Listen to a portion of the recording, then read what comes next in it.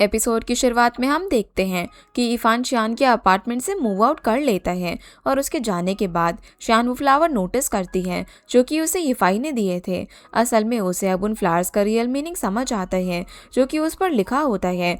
वो flowers deep love को indicate करते हैं। ये देखकर वो थोड़ी इमोशनल हो जाती हैं। फिर वो यिफाई की रूम की सफाई करती हैं। वहाँ पर उसे उसका किंडल मिलता है और वो यिफाई को कॉल लगाकर उसे रिटर्न करने की कोशिश करती है, लेकिन उसका फ़ोन बंद आता है।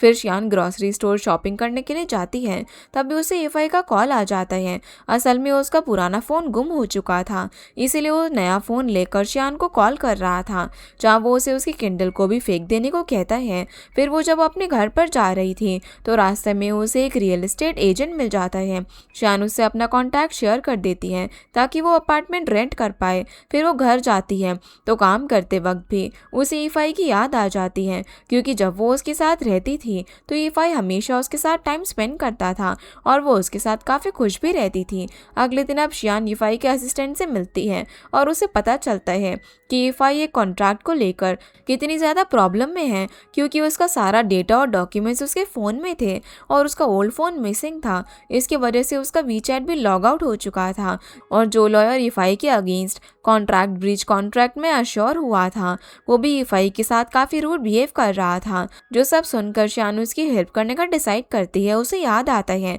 कि जब एक दिन वो अपना मोबाइल डेटा लैपटॉप में बैकअप कर रही थी तो यिफाई भी उसके पास आ गया था। उसने उसका डेटा भी अपने लैपटॉप में बैकअप कर लिया था, यानी कि उसके लैपटॉप में वो डॉक्यूमेंट ज़रूर होगा जिसे यिफाई को ज़रूरत थी।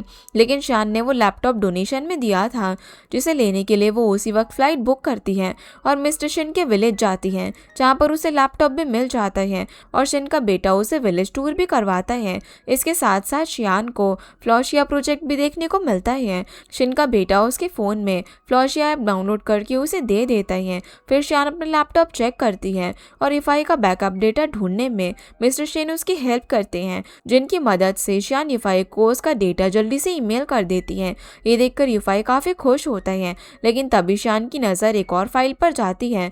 वो फाइल असल में फांग के नाम से थी, जिसमें चैरिटी इवेंट की सारी डिटेल्स थी और इवेंट टाइमिंग्स और सब कुछ देखने के बाद शियान नोटिस करती है कि उसी एग्जैक्ट टाइम पर ही उसका वीचैट अकाउंट का पासवर्ड भी चेंज हुआ था। इसीलिए वो जल्दी से यिफाई को मैसेज करती है, जो मैसेज पढ़कर वो अपना लैपटॉप अपने असिस्टेंट से छुपा लेता है। तभी उसे याद आता है कि जिस दिन इवेंट में उसने अपना सामान अपने रूम में रखा था और वो जब वापस आया था तो उसने लास्ट टाइम अपने असिस्टेंट को ही लैपटॉप के पास देखा था, यानी कि वो यिफाई के साथ कुछ तो गलत कर रहा था। इसलिए यिफाई उसका पीछा भी करता है। दूसरी तरफ शियान भी वो लैपटॉप लेकर जल्दी से शंघाई के लिए निकल जाती है, जिसके बाद हम देखते हैं कि उसका असिस्टेंट किसी से मिलने के लिए एक रेस्टोरेंट में जाता है तो यिफाई भी वहाँ पर पहुँच जाता है, पर असिस्टेंट से पहले उसे मिस लियाओ वहाँ पर मिल जाती है, जो कि यिफाई की हेल्प करती है, क्योंकि उसके पास उस रेस्टोरेंट का डिजिटल एक्सेस था। वो सारे आईपी एड्रेसेस जानती थी जो कि वहाँ पर रोज़ एक्टिव रहते थे और उनसे ही यिफाई को ये पता चल जाता है कि उसका असिस्टेंट वहाँ पर रेगुलरली मिस्टर सांग से मिलने आ रहा था। वो अपने असिस्टेंट के बाहर आने का वेट कर रहा था और देखता है कि उसका असिस्टेंट मिस्टर सांग अलग अलग कार में वहाँ से निकल जाते हैं। तब यिफाई को याद आता है कि जब शियान ने उसे मैसेज किया था तो वो मैसेज उसके असिस्टेंट ने भी देख लिया था, इसीलिए उसे शियान की फिक्र होती है। लेकिन जब वो उसे कॉल करता है तो उसका फ़ोन बंद आ रहा था। इस वजह से वो दानी को कॉल करता है और उसे पता चलता है कि शियान अपना लैपटॉप लेने के लिए विलेज गई थी और वो अगली फ़्लाइट से ही वापस भी आ रही है। इस वजह से यिफाई एयरपोर्ट जाने के लिए निकल जाता है। वो शियान को बहुत सारे कॉल्स करता है, लेकिन वो उसका फ़ोन नहीं उठाती, क्योंकि तब तक वो एक टैक्सी में बैठ चुकी थी जिसके पीछे एक ब्लैक कार उसे फॉलो कर रही थी। वो ब्लैक कार चांस मिलते ही शियान की टैक्सी को हिट कर देती है, जिस वजह से उनका एक्सीडेंट हो जाता है। और जब यिफाई उसे कॉल करता है तो शियान का कॉल पुलिस ऑफिसर उठाता है, जो उसे इन्फॉर्म करता है कि शियान कार एक्सीडेंट की वजह से हॉस्पिटल में एडमिट है। ये सुनते ही वो जल्दी से हॉस्पिटल चला जाता है। वहाँ पर उसे एक लड़की इंजर्ड दिखती है, जिससे वो शियान समझकर रोने लग जाता है और डॉक्टर्स को बताने लग जाता है कि वो उसका बॉयफ्रेंड है। पर तभी पीछे से शियान उसके पास आ जाती है, क्योंकि उसे ज़्यादा चोट नहीं लगी थी और उसे अपने सामने देखकर वो जल्दी से उसे हक कर लेता है। शियान अब उसे अंकल जियांग के बारे में बताती है जो कि ईफाई के डैड के असिस्टेंट थे और वो उसके डैड के कहने पर ही वहाँ पर आए थे, जिनके साथ शियान और ईफाई दोनों हॉस्पिटल से चले जाते हैं। दोनों को अब रियलाइज़ हो चुका था कि वो एक दूसरे को कितना प्यार करते हैं, इसीलिए दोनों कार में भी एक दूसरे को हक करके ही बैठे हुए थे। दूसरी तरफ हम मिस्टर लियाओ और मिस्टर सांग को देखते हैं, जिनका फ्लोशिया को ख़त्म करने का प्लान अब पूरी तरीके से तबाह हो चुका था। इसीलिए वो अपने आप को एक्सपोज होने से बचाने के लिए अगली प्लानिंग करने लग जाते हैं। ईफाई और शियान जब घर पर आते हैं तो अंकल जियांग ईफाई को उसके डैड से मिलने के लिए कहते हैं। फिर ईफाई शियान से बैठकर बात करता है और उससे पूछता है कि वो सिर्फ उसके लिए 5000 किलोमीटर दूर एक विलेज में गई, जबकि उसकी ड्राइविंग स्किल्स भी अच्छी नहीं है। फिर भी वो कार रेंट करके उन्हें माउंटेन से ड्राइव करके एयरपोर्ट पर आई, जिन माउंटेन से उसे डर लगता है। ये सब एफर्ट्स उसने उसी के लिए किए जो कि ईफाई के लिए नॉर्मल नहीं हो सकता था। अब वो शियान से बिल्कुल भी दूर नहीं रहना चाहता था, वो उसे लाइफ टाइम प्रोटेक्ट और लव करना चाहता था। ये सुनकर शियान भी उसे अपना जवाब किस करके देती है, यानी कि उसने भी उसे एक्सेप्ट कर लिया था। दोनों अब एक दूसरे को किस करके काफ़ी खुश होते हैं। अगले दिन ईफाई अपने डैड से मिलने जाता है। उसके डैड अपने लैपटॉप के साथ ही सो रहे थे, तो वो जाकर उन्हें ब्लैंकेट से कवर करता है। तभी डैड एकदम से जाग जाते हैं। ईफाई उन्हें अब शियान की जान बचाने के लिए थैंक्स कहता है और पूछता है कि आखिर उन्हें कैसे पता चला कि शियान खतरे में है। तब डैड उसे बताते हैं कि वो पहले से ही उसकी एक्टिविटीज़ पर नज़र रख रहे थे ताकि कभी उसे कोई प्रॉब्लम ना आए। और रही बात शियान की, तो वो ये जानते थे कि शियान ईफाई के लिए कितनी ज़्यादा इम्पॉर्टेंट है, इसीलिए डैड वो गलती रिपीट नहीं करना चाहते थे। जब वो उसकी मॉम को बचा नहीं पाए थे, वो बस इतना ही चाहते थे कि ईफाई कभी वो सफ़र ना करे जो कि उसके डैड ने किया। ये सुनते ही ईफाई इमोशनल हो जाता है और अपने डैड को हक कर लेता है। डैड अब उसे फेवर मांगते हैं कि अब तो ईफाई उनका ग्रुप वापस से ज्वाइन कर ले और उसे भी बचा लेगा। तब ईफाई उन्हें एक बहुत ही अच्छा आइडिया देता है और अपनी फ्लोशिया कंपनी डैड की कंपनी में मर्ज करने की एडवाइस करता है, जो कि उसके डैड को भी काफ़ी पसंद आता है और वो इस पर हाँ बोल देते हैं। जिसके बाद हम ईफाई के असिस्टेंट और फांग को देखते हैं। उन्हें ऑफिस से अरेस्ट कर लिया जाता है क्योंकि उन्होंने कंपनी सीक्रेट्स ट्रेड किए थे और ईफाई अब भी बिलीव नहीं कर पा रहा था कि उसके असिस्टेंट ने उसे धोखा दिया, जबकि वो उसके इतना क्लोज था। और सेम यही फील शियान को भी होता है। जब वो फांग को पुलिस स्टेशन में देखती है, वो उससे अकेले में आखिरी बार बात करती हैं, जहाँ पर फांग उसे बस यही समझाती है कि उसने जो गलतियाँ की उन गलतियों को शियान कभी रिपीट ना करे और हमेशा जैसी है वैसी ही बनकर रहे, क्योंकि कहीं ना कहीं फांग ने शियान को स्केपगोट की तरह यूज किया था और अपने प्रॉफिट के लिए ही कंपनी की इन्फॉर्मेशन लीक की थी। लेकिन शियान उससे बिल्कुल भी गुस्सा नहीं होती और वो उसे हक करके गुड बाय कहती है। जिसके बाद पुलिस शियान पर अटैक करने के केस में एयरपोर्ट से मिस्टर सांग को भी अरेस्ट कर लेती है, जो कि भागने की कोशिश कर रहा था। अगली बारी अब मिस्टर लियाओ की थी, लेकिन उसके हाथ में पावर थी। वो अपनी गलती एक्सेप्ट करने के बजाय ओवर कॉन्फिडेंस में होता है कि वो इन सब से बच जाएगा। पर तभी वो उसकी बेटी मिस लियाओ से बात करने के लिए आ जाती है, जो कि सब कुछ जान चुकी थी। वो अपने डैड को समझाने की कोशिश भी करती है कि उन्हें मिस्टर सांग को बचाने की कोशिश नहीं करनी चाहिए, क्योंकि उसने जो भी किया वो बहुत ही गलत किया। पर फिर भी मिस्टर लियाओ बस अपनी इमेज बचाने के लिए मिस लियाओ की बात मानने को तैयार नहीं होते और उसे अब भी सिर्फ अपनी कंपनी की फिक्र थी, जिसके चलते वो मिस लियाओ को वाइस प्रेसिडेंट की पोजीशन से भी हटा देते हैं। और अपने डैड के इस तरह की बिहेवियर को देखकर मिस लियाओ गुस्से में रिजाइन करके वहां से चली जाती है। वहीं जब शियान अपनी कंपनी से बाहर आती है तो ईफाई एक बुके और टेडी के साथ बाहर उसे पिक करने के लिए आया हुआ था। शियान के फ्रेंड्स को भी उसे देखकर उस पर क्रश हो जाता है, लेकिन शियान ईफाई को इग्नोर करके वहां से चली जाती है।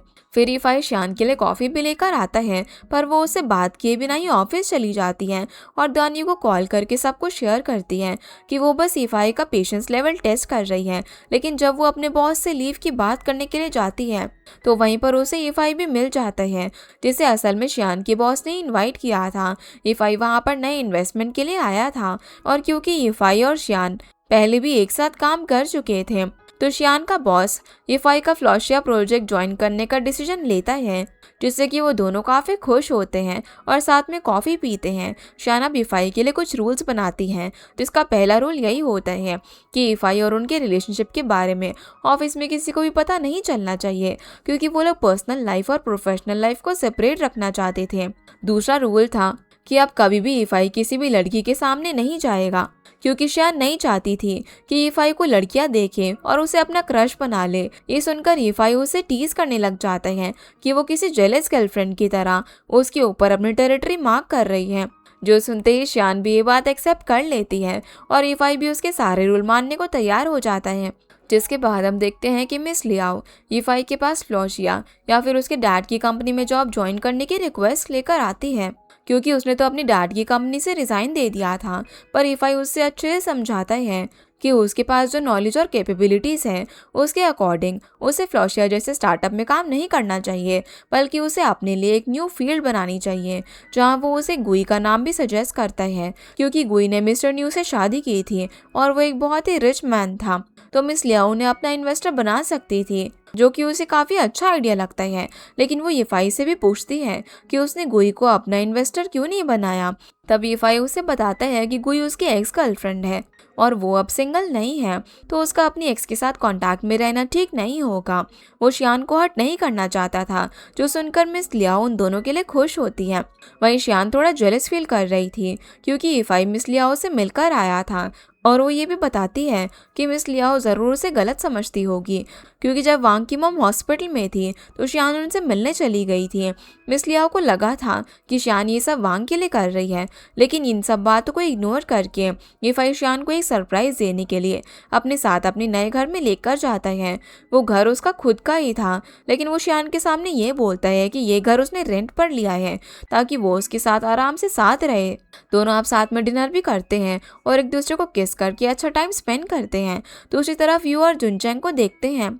आज वो यू को ऑफिशियली अपनी फैमिली से मिलवाने वाला था, तो इसके लिए वो थोड़ा सा नर्वस भी होता है, पर यू उसे किस करके कंफर्ट करती है। जब दोनों अंदर जाते हैं तो जुनचैंग की मॉम डैड, उसके अंकल आंटी उन दोनों का काफ़ी अच्छे से वेलकम करते हैं और वो यू को बहुत सारे गिफ्ट्स भी देते हैं। अगले दिन हम देखते हैं कि यीफाई शियान के लिए नई कार खरीद लेता है, लेकिन शियान उस पर थोड़ा सा गुस्सा करती है, क्योंकि यीफाई कुछ ज़्यादा ही पैसे वेस्ट कर रहा था और उसे सेविंग करने को कहती है। शियान पूछता है कि वो अपना रिलेशनशिप पब्लिक कब करेंगे, क्योंकि अब भी शियान उसे छुप छुप कर मिल रही थी। तो वो उसे कहती है कि वो अभी इस बात को सीक्रेट रखना चाहती हैं, क्योंकि वो भी यीफाई की तरह सक्सेसफुल बनना चाहती है, ताकि अगर वो उसे ब्रेकअप भी कर ले तो शियान को वीक फील ना हो। ये सुनकर यीफाई कहता है कि वो भला उससे अलग होने की बातें क्यों सोच रही है। फिर वो लोग बाहर जा रहे थे, तभी शियान को वांग का मैसेज आता है। असल में उसकी मॉम की तबीयत वापस से खराब हो चुकी थी और उन्हें किडनी ट्रांसप्लांट की ज़रूरत थी। इस वजह से वो शियान से पैसों की हेल्प मांगता है। शियान अब यीफाई को बिना बताए ही अपना अपार्टमेंट सेल करने की कोशिश करती है, तो इस बारे में यीफाई को पता चल जाता है। वो उसे रोकने की कोशिश करता है और कहता है उस घर से उन दोनों की कितनी मेमोरीज जुड़ी हुई है, तो वो उसे नहीं बेच सकती। अगर वांग को पैसों की ज़रूरत है तो वो उसकी हेल्प कर देगा, पर फिर भी शियान उसकी बात नहीं सुनती और ये तक कह देती है कि वो दोनों अभी ऑफिशियली रिलेशनशिप में नहीं हैं। वांग ने उसकी हेल्प की थी, तो अब उसे भी उसका फेवर रिटर्न करना होगा। ये बोलकर वो वहाँ से चली जाती हैं और यू की हेल्प लेकर अपार्टमेंट खाली करने में लग जाती हैं, जहाँ पर यू भी उसे यही समझाती है कि वो यीफाई की फीलिंग्स हर्ट करके गलत कर रही है, क्योंकि शियान को अपने एक्स के साथ कॉन्टैक्ट में नहीं रहना चाहिए। फिर यीफाई जुनचैंग के साथ ड्रिंक करने के लिए जाता है। वो यीफाई को समझाता है कि शियान बिल्कुल भी गलत नहीं कर रही है, क्योंकि वो वांग की हेल्प करके बस उसे पे बैक करना चाहती है, क्योंकि वांग ने भी उसकी हेल्प की थी, तो वो बस फेवर रिटर्न करके उससे दूर होना चाहती हैं। ये सुनकर यीफाई भी समझ जाते हैं कि वो शियान की हेल्प कैसे करेगा।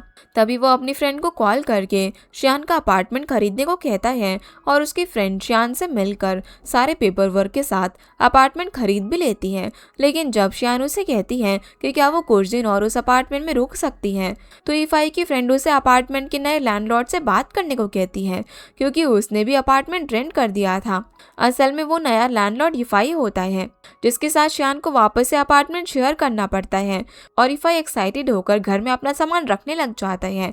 वो शियान से कहता है कि उसे भी तो यीफाई की हेल्प करनी चाहिए, क्योंकि अब वो लैंडलॉर्ड है और शियान टेनेंट। पर फिर भी वो चुपचाप बैठी रहती है और कोई काम नहीं करती, क्योंकि जब वो लैंड लेडी थी तब यीफाई भी सिर्फ रेस्ट करता था और कुछ भी काम नहीं करता था। जब यीफाई काम करके पूरी तरीके से थक जाता है तो शियान उसके लिए स्पेशल डिनर बनाती है। फिर ईफाई एक लूज टी शर्ट और शॉर्ट्स में किसी हीरो की तरह बाहर आता है और अपने अपार्टमेंट को पहले जैसा देखकर काफी खुश होता है। इस बार तो उसके पास गर्लफ्रेंड भी थी, जिस वजह से उसका अपार्टमेंट परफेक्ट और कंफर्टेबल घर बन चुका था। वो शियान को हक भी करता है। तभी शियान को ईफाई की फ्रेंड का मैसेज आता है जिसने घर की पेमेंट कर दी थी। ये देखकर शियान को खुशी होती है। वो ईफाई को थैंक्स करती है क्योंकि ईफाई हमेशा उसकी प्रॉब्लम के लिए सोल्यूशन ढूंढ ही लेता था और जो चीज़ शियान के लिए इम्पॉसिबल होती थी उन्हें वो पॉसिबल बना देता था। दोनों अब अपनी अपनी कंपनीज में अच्छे से जॉब करते हैं और शियान को एक प्रोजेक्ट को लेकर बिजनेस ट्रिप पर भी जाना पड़ता है, पर फिर भी वो ईफाई से कॉल पर बात करके उससे हर बात शेयर करके उसे अच्छे से टाइम देती है। दोनों अब एक दिन शंघाई से बाहर तानियो और लूसे के साथ डिनर पर भी जाती हैं। वहाँ पर वो ईफाई को काफ़ी मिस कर रही थी, इस वजह से वो उसे वीडियो कॉल करती है और बताती है कि आज उसने जिस रेस्टोरेंट में फिश सूप ट्राई किया उसे वो काफ़ी अच्छा लगा और वो वहाँ पर उसके साथ जाना चाहती है। ये सुनकर ईफाई खुश हो जाता है। अगले दिन अब शियान एक नई सिटी में पहुँचती है तो ईफाई भी उसे सरप्राइज देने के लिए वहाँ पर आ जाता है और देखता है कि एक आदमी शियान के साथ एयरपोर्ट पर फ्लर्ट करने की कोशिश करता है, लेकिन तभी ईफाई जाकर शियान को हक कर लेता है और उस आदमी को बताता है कि शियान उसकी गर्लफ्रेंड है। जिसके बाद वो आदमी वहाँ से चला जाता है और ईफाई शियान को बताता है कि वो उस आदमी के साथ पहले भी बिजनेस वर्क कर चुका है। वो हर लड़की के साथ फ्लर्ट करता है, इसीलिए वो शियान को बचाने के लिए बीच में आ गया। वो अब शियान को जल्दी से अपनी मीटिंग ख़त्म करके एक एड्रेस पर पहुंचने को कहता है। जब शियान फ्री होकर वहां पर पहुंचती है तो देखती है कि ईफाई ने उसके लिए उसी रेस्टोरेंट में हर टाइप का फिश सूप ऑर्डर किया हुआ था, जिस रेस्टोरेंट का खाना उसे काफ़ी पसंद आया था। इसीलिए दोनों साथ में डिनर इंजॉय करते हैं। फिर ईफाई शियान को ये भी बताता है कि वो उसके साथ अगली सिटी में भी जा रहा है और दोनों शियान की मीटिंग ख़त्म होने के बाद वापस से साथ में घूमेंगे और टाइम स्पेंड करेंगे, जो आइडिया शियान को भी काफ़ी पसंद आता है। और वो दोनों नाइट स्टे भी करते हैं जहाँ पर ईफाई शावर लेने के लिए चला जाता है। तभी शियान को अपने बॉस का कॉल आ जाता है जो कि उसे गुड न्यूज़ देता है कि अब शियान को और ट्रिप करने की और मीटिंग अटेंड करने की ज़रूरत नहीं है, वो अपने घर शंघाई जा सकती है। जो सुनकर वो काफ़ी खुश हो जाती हैं। पर तभी ईफाई के फ़ोन पर भी मालिक का कॉल आ जाता है। वो शियान को बताता है कि ईफाई 2 दिन से काम स्किप करके उससे मिलने के लिए आया हुआ है और शंघाई में कंपनी को उसकी ज़रूरत है। ये सुनते ही शियान उसका सूटकेस पैक कर देती है और जैसे ही ईफाई बाहर आता है तो उससे पूछती है कि उसने उससे मिलने के लिए काम क्यों स्किप किया। फिर वो उसे वापस से शंघाई जाने को कहती है और ये भी बताती है कि वो उसे कैब और फ्लाइट के पैसे वेस्ट नहीं करने देगी, लेकिन ईफाई उसे जाने से ही मना कर देता है और कहता है कि उसके लिए शियान से ज़्यादा इम्पोर्टेंट कुछ भी नहीं है। वो उसे किस करता है और दोनों एक दूसरे के क्लोज आ जाते हैं। अगले दिन अब शियान की आँख खुलती है तो ईफाई उसके लिए एक नोट छोड़कर गया हुआ था कि वो उसके लिए अब कभी भी अपनी जॉब स्किप नहीं करेगा। जिसके बाद ईफाई भी अपने और अपने डैड की कंपनी के कोलैबोरेशन में बिजी हो जाता है और शियान भी अपने प्रोजेक्ट में। दोनों बहुत दिनों बाद एक दूसरे से घर पर मिलते हैं। ईफाई शियान के लिए नूडल्स कुक करता है क्योंकि शियान को अपनी नेक्स्ट सबसे इम्पॉर्टेंट मीटिंग के लिए नोट्स बनाने थे। जब वो अपना काम कर रही थी तब ईफाई उसकी फ़ोटो क्लिक करके अपने डैड को भेज देता है कि वो कितना लकी है क्योंकि उसे शियान जैसी गर्लफ्रेंड मिली जो कि अपने काम को लेकर इतनी सिंसेयर है। फिर शियान अपनी सबसे इम्पॉर्टेंट मीटिंग में जाती है। असल में वो मीटिंग ईफाई के डैड के साथ में ही थी और शियान उन्हें अभी तक नहीं जानती थी कि वो उसके डैड हैं, लेकिन फिर भी वो उनके सामने काफ़ी अच्छा इंप्रेशन बना लेती हैं। जब वो लोग वहाँ से निकल रहे थे तब मिस लियाओ और गुई ईफाई के डैड को रोक लेती हैं और उनको डिस्कशन में इनवाइट करती है, लेकिन ईफाई के डैड वहाँ पर नहीं रुकते। उनके जाने के बाद शियान मिस लियाओ और गुई से बात करती हैं जहाँ वो बताती हैं कि उसने गुई के साथ मिलकर एक कंपनी स्टार्ट करी है और दोनों मिलकर ईफाई के फ्लॉशिया प्रोजेक्ट में इन्वेस्टमेंट करना चाहती हैं, जो आइडिया शियान को भी काफ़ी अच्छा लगता है।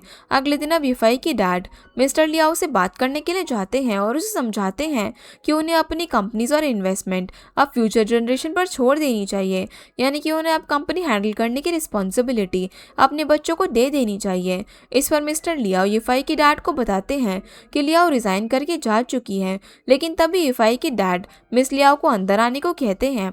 जब मिस्टर लियाओ को पता चलता है कि उसकी बेटी ने एक नई कंपनी स्टार्ट की है तो वो सरप्राइज रह जाते हैं।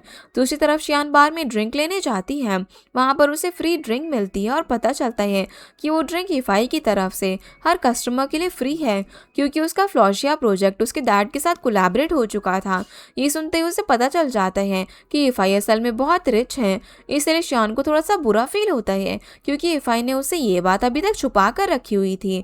वो अपने घर का लॉक चेंज कर लेती है और इफाई को ही मैसेज करके ब्लॉक कर देती है कि वो इतना रिच है तो अब उसे अपार्टमेंट में रहने की ज़रूरत नहीं है। जब इफाई ये सब पढ़ता है तो वो उसे मनाने की बहुत कोशिश करता है, लेकिन वो दरवाज़ा ही नहीं खोलती। जिसके बाद हम देखते हैं कि शियान की कंपनी की डील इफाई की डैड की कंपनी के साथ हो चुकी थी, इसलिए वो उसके डैड के साथ घर पर बिजनेस डिस्कशन करने के लिए जाती है। लेकिन असल में डैड ने उसे इफाई के बारे में बात करने के लिए बुलाया था। उनकी बातें इफाई भी अपने रूम से दरवाजे पर कान लगाकर सुन रहा था, जहाँ पर डैड उससे पूछते हैं कि अगर उनका बेटा और कुछ पैसे नदी में डूब रहे होंगे तो शियान किसे बचाएगी। इस पर शियान कहती है कि वो पैसे को बचाएगी क्योंकि इफाई को तो स्विमिंग आती है और वो एक्सपर्ट था क्योंकि उसके डैड ने उसे स्विमिंग सिखाई थी। ये सुनकर डैड थोड़े से इम्प्रेस हो जाते हैं क्योंकि शियान को इफाई के बारे में बहुत कुछ पता था। अब वो शियान को इफाई के बारे में बताते हैं कि उसे उसकी आइडेंटिटी छुपाने के लिए उन्होंने ही कहा था ताकि लोग उसे रिच समझकर नहीं बल्कि उसकी कैपेबिलिटी समझकर उसे ट्रीट करें और उसे अपनी लाइफ का ट्रू लव में मिल जाए। क्योंकि अगर सभी को पता होता कि वो रिच है तो फेक लोग भी हमेशा उसके आसपास रहते। ये सुनकर शियान को उसके डैड की बात सही लगती है और ये सब इफाई अपने रूम से सुन रहा था। जैसे ही आवाज़ आना बंद हो जाती है तो वो बाहर जाकर देखता है कि शियान वहाँ से जा रही थी। इफाई उसे रोककर सॉरी कहने की कोशिश करता है, लेकिन शियान ने उसे पहले ही माफ़ कर दिया था, इसलिए वो उसे घर आने के लिए कहती है, जहाँ पर इफाई उसे शेयर करता है कि बचपन से ही उसे सभी लोग उसके डैड की वजह से जानते थे। इसलिए वो हमेशा से यही चाहता था कि वो कुछ ऐसा करे जिससे कि उसकी खुद की आइडेंटिटी हो। वो अपने आप को प्रूव करना चाहता था, पर कब वो उससे मिला और उसे रियलाइज़ हुआ कि किसी को प्रूफ करने की उसे कोई भी ज़रूरत नहीं है, वो बिना प्रूफ किए भी खुश रह सकता है। जो सुनकर शियान उसे कहती है कि वो इतनी जल्दी इफाई को माफ़ नहीं करेगी और उसे खुश करना होगा। तब इफाई उसे टीज करके कहता है कि अभी तो वो उसे एक और बात छुपा रहा है। अब जैसे शियान पूछती है कि आखिर वो सीक्रेट क्या है, तब इफाई उसे हक कर लेता है और कहता है कि उसने शियान को बहुत ज़्यादा मिस किया।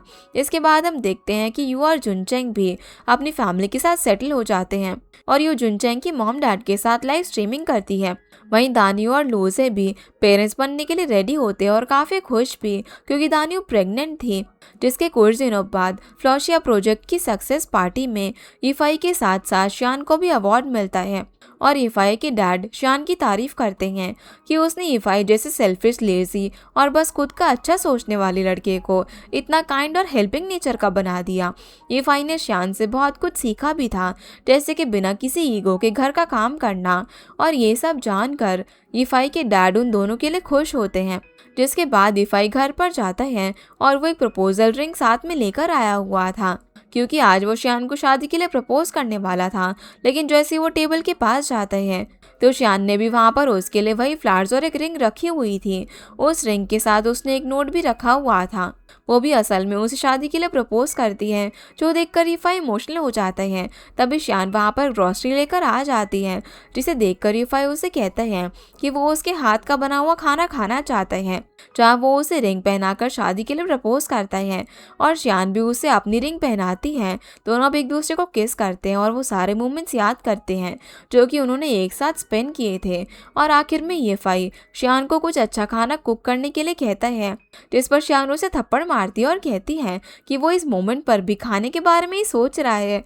और उनकी इसी नोकझोंक के साथ ही ड्रामा यहीं पर ख़त्म हो जाता है। तो गाइस, ये थी आज के वीडियो एंड होप आप लोगों को ये वीडियो पसंद आई होगी। तो इस वीडियो को लाइक कर चैनल को सब्सक्राइब ज़रूर कीजिएगा। आपसे फिर मिलते हैं अगले इंटरेस्टिंग ड्रामा में। तब तक के लिए गुड बाय।